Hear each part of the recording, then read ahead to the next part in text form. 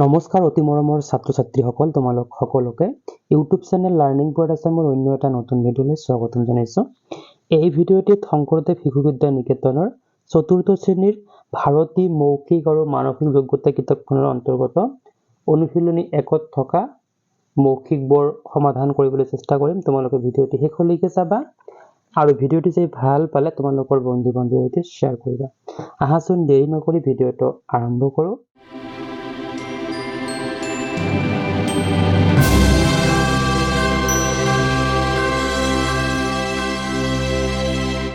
ইয়া চোৱা অনুশীলনী 1 আৰু ইয়াৰ প্ৰথম প্ৰশ্নটো হৈছে বেদ প্ৰকাশৰ হাতত কেইটামান ট্ৰফি আছিল।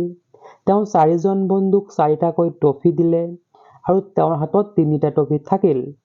বেদ প্ৰকাশৰ হাতত মুঠতে কিমান ট্ৰফি আছিল? এইটো হৈছে প্ৰশ্ন। প্ৰশ্নটো ভালদৰে বুজিবা। বেদ প্ৰকাশৰ হাতত কিমানটা ট্ৰফি আছিল এইটো আমাক উলিয়াব দিছে। তেওঁৰ বন্ধু আছিল 4জন আৰু 4জন বন্ধুক 4টাকৈ ট্ৰফি দিলে। তাৰ মানে এজন বন্ধুক 4টা দিছে। তো 4জন বন্ধুক কিমান হ'ব? 16টা, হয়নে বাৰু? আৰু বেদ প্ৰকাশৰ হাতত আছিল 3টা। তো 16 যোগ 3 কৰিলে কিমান হ'ব? 19টা। তো আমাৰ উত্তৰটো হ'ব যে বেদ প্ৰকাশৰ হাতত 19টা ট্ৰফি আছিল। তোমালোকে নিশ্চয় বুজি পাইছা। এতিয়া চোৱা তোমালোকৰ 2 নম্বৰ প্ৰশ্নটো। ইয়াত কোৱা হৈছে 8, 7, 9 এই 3টা সংখ্যাৰে তুমি 8, 7, 9, 9, 8, 7 সংখ্যা দুটা লিখিছা। এতিয়া তৃতীয় সংখ্যাটো কি হ'ব?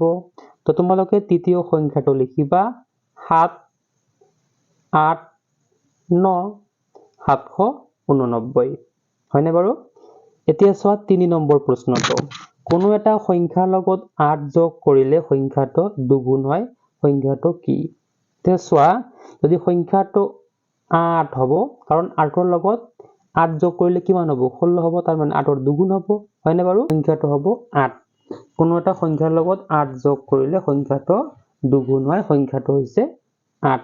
ঠিক আছে। আহিছো 4 নম্বৰ প্ৰশ্নটোলৈ। ইয়াত কোৱা হৈছে 25 আৰু 50ৰ ভিতৰত এনে এটা সংখ্যা বাছি উলিওৱা যিটো সংখ্যাক 2, 3 আৰু 5ৰে ভাগ কৰিলে ভাগশেষ নাথাকে। ভাবি চোৱাচোন সংখ্যাটো কি হ'ব? সংখ্যাটো হ'ব 30। কি হ'ব? 30। যদি তোমালোকে 30ক 2ৰে ভাগ কৰা তেনেহ'লে হ'ব 2, 15, 30 ভাগশেষ নাই। 3ৰে হৰণ কৰিলে 3, 10 গুণ 30 ভাগশেষ নাই। 5ৰে হৰণ কৰিলে 5, 6 গুণ 30 ভাগশেষ নাই। গতিকে এই 25 আৰু 50ৰ ভিতৰত থকা সংখ্যাটো হৈছে 30, যাক 2, 3 আৰু 5ৰে হৰণ কৰিলে কোনো ভাগশেষ নাথাকে। এতিয়া আমি আহিছো 5 নম্বৰ প্ৰশ্নটোলৈ। ইয়াত কোৱা হৈছে যে এডাল বাঁহত পৰুৱা এটা বগাইছে। পৰুৱাটোৱে 1 মিনিটত 3 চেণ্টিমিটাৰ ওপৰলৈ বগাই যায়, কিন্তু পুনৰ 2 চেণ্টিমিটাৰ তললৈ আহে। গতিকে 2 চেণ্টিমিটাৰ বগাই ওপৰলৈ উঠিবৰ বাবে কিমান সময়ৰ প্ৰয়োজন হ'ব? 2 মিনিট প্ৰয়োজন হ'ব। বুজি পোৱা নাই? 1 মিনিটত 3 চেণ্টিমিটাৰ ওপৰলৈ যায়, আকৌ 2 চেণ্টিমিটাৰ পিছলৈ আহে। তাৰ মানে কিমান গ'ল? 1 চেণ্টিমিটাৰহে গ'ল। তো 2 চেণ্টিমিটাৰ যাবলৈ হ'লে পৰুৱাটোৰ 2 মিনিট সময় প্ৰয়োজন হ'ব, হয়নে বাৰু?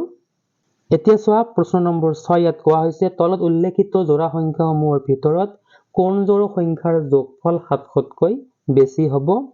ক দিয়া আছে 365 আৰু 295, খ দিয়া আছে 187 আৰু 506, গত দিয়া আছে 497 আৰু 223, ঘত দিয়া আছে 309 আৰু 313। তো ইয়াৰ শুদ্ধ উত্তৰটো হ'ব গ নম্বৰ 497 আৰু 223 যোগ কৰিলে 700তকৈ বেছি হয়। ঠিক আছে। এতিয়া চোৱা প্ৰশ্ন নম্বৰ 7। ইয়াত দিয়া হৈছে গুৱাহাটীৰ পৰা ডুমডুমালৈ পথৰ দূৰত্ব 515 কিলোমিটাৰ। মনপাই গুৱাহাটীৰ পৰা ডুমডুমালৈ বাছেৰে যাত্ৰা কৰিলে। বাছখনে 297 কিলোমিটাৰ যোৱাৰ পিছত ৰাস্তাৰ কাষৰ হোটেল নিৰিবিলিত যাত্ৰীসকলে ভাত পানী খাবলৈ সোমালে। এতিয়া হোটেল নিৰিবিলিৰ পৰা ডুমডুমালৈ কিমান দূৰত্ব? একেবাৰে সহজ হয়। তোমালোকে কি কৰিবা? এই 515ৰ পৰা 297 বিয়োগ কৰিবা। কিমান হ'ব?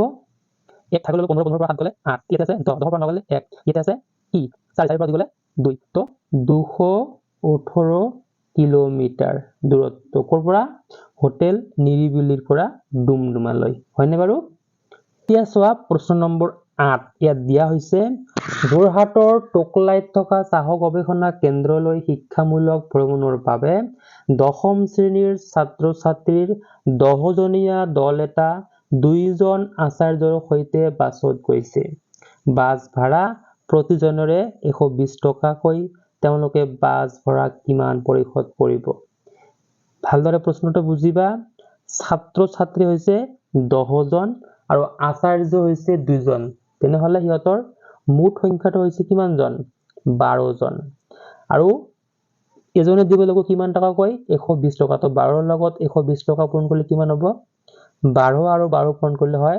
144 হয়নে আৰু এটা শূন্য আছে ইয়াত বহাই দিয়া কিমান হ'ব 1440 নাইবা তোমালোকে 1440 টকা ঠিক আছে এতিয়া আমি আহিছো 9 নম্বৰ প্ৰশ্নটোলৈ ইয়াত কোৱা হৈছে ৰাজু আৰু বিজয়ৰ মাজত 370 টকা এনেদৰে ভগাই দিব লাগে যাতে বিজয়ে ৰাজুতকৈ 10 টকা বেছি পায় বিজয়ৰ অংশটো কিমান কোনে বেছি পাব বিজয়ে ৰাজুতকৈ আলটিমেটলি বিজয় বেছি পাব বেছি পোৱা অংশটো আমাক লাগে হয়নে বাৰু তো এতিয়া যদি তোমালোকে কৰা ইয়াতে 370 আছে তো 150 150 300 আৰু যদি ইয়াক হেৰি কৰো 70 ভাগ কৰি কিমান হ'ব 30 30 60 ন তো 150 ৰ লগত যদি আমি 30 কিমান হ'ব 180 180 হ'ব আৰু এটা হ'ব 190 তো বেছি কোনে পাব বিজয় তো বিজয়ৰ অংশটো হ'ব 190 হয়নে বাৰু বিজয়ৰ অংশটো 190 আৰু বিজয় ৰাজুতকৈ 10 টকা বেছি পাব অনুশীলনী 1ৰ একেবাৰে শেষৰ প্ৰশ্নটো হৈছে ৰামায়ণখনত মুঠ পৃষ্ঠা আছে 690 পৃষ্ঠা মৃন্ময়ে ইয়াৰে 370 পৃষ্ঠা পঢ়িছে আৰু কিমান পৃষ্ঠা পঢ়িলে সম্পূৰ্ণ হ'ব একেবাৰে সহজ হয় তোমালোকে 690 ৰ পৰা 370 বিয়োগ কৰিবা 0 ৰ পৰা 0 গলে 0 9 ৰ পৰা 7 গলে 2 6 ৰ পৰা 3 গলে 3 তেনেহলে 320 পৃষ্ঠা পঢ়িলে এই ৰামায়ণখন সম্পূৰ্ণ হ'ব তো মৰমৰ ছাত্ৰ ছাত্ৰীসকল অনুশীলনী 1ত থকা মৌখিক এইকেইটাই আছিলে ভিডিঅ'টি শেষলৈকে চোৱাৰ বাবে ধন্যবাদ